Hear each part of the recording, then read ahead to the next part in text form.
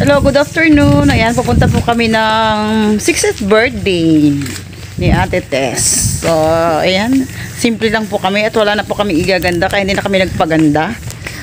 So, samahan nyo kami guys.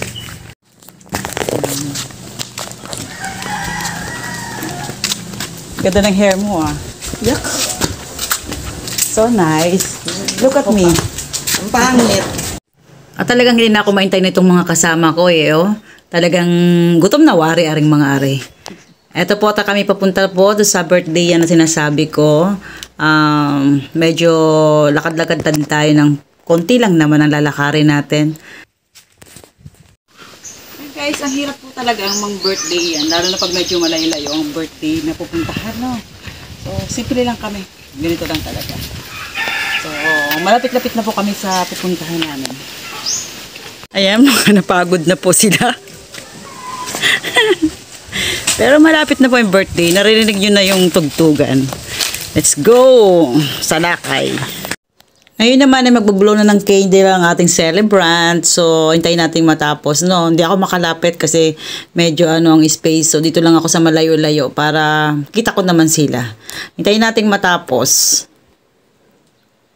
Salamat nga pala kay Ate Tess at talagang kami naimbitahan. Mangol na. Dito sa kanyang kaarawan. So, ayan, picture taking muna.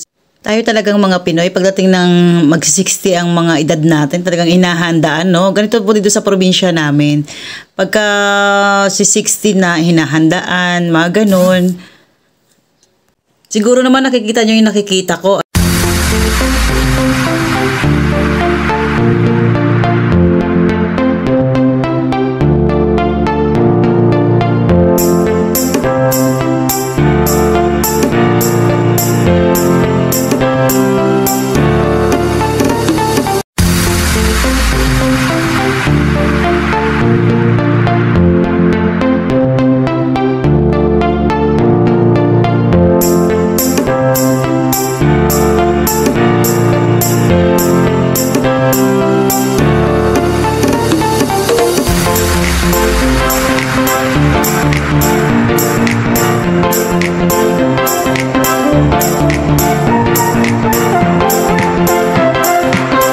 Isa po sa gustong kong sabihin sa inyo na pagka-birthday yan dito sa probinsya ay standing position po, lalo na pag wala pong talagang upuan. Ganito po ko kami talaga mag-birthday yan, kahit saan pwede, o diba, bonggang-bongga.